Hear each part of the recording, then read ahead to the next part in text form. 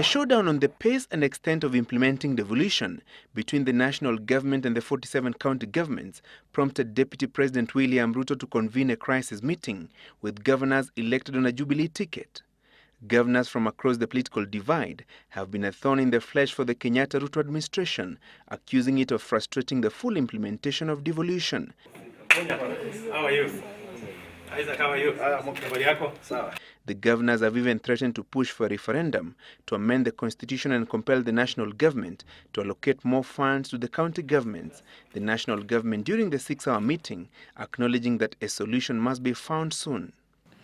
To the executive and the governors agreed to continuously and constructively engage on all emerging issues in order to make devolution a success.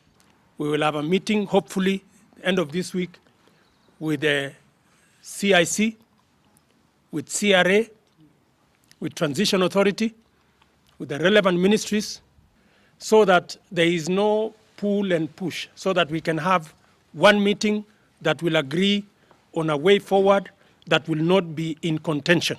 The governors were keen on the referendum push to streamline what they termed a mismatch of functions and the finances allocated to the county governments. They argued that the 210 billion shillings allocated to the county governments in the 2013-2014 budget would set them against the electorate, since it was not enough to carry out the allocated functions, among them agriculture, housing and health. About the referendum, remember the referendum will be on the basis of the questions proposed. We have said we are now engaging with all the stakeholders, including government. Remember that has been a discussion as of last week between us and the Senate. Indeed, we would like to carry everybody on board to understand those issues, and if we can resolve those issues, the better.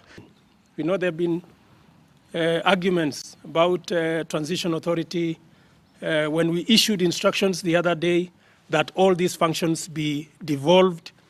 CIC wrote letters to say they should not. So that's why we want everybody under one roof, so that we agree and facilitate the transfer of this process, so that there are no gray areas.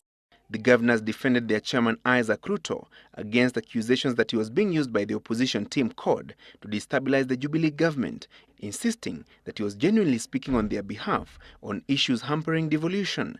They cautioned the president and his deputy against giving the opposition ammunition to brand them anti-reformists and opponents of devolution.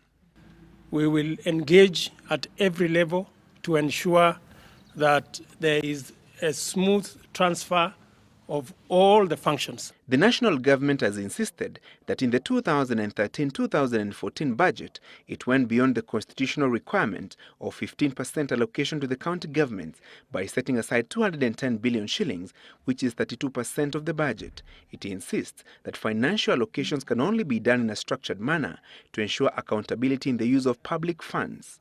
The Deputy President and the governors may have agreed on a number of pertinent issues on dealing with the friction affecting the two levels of government.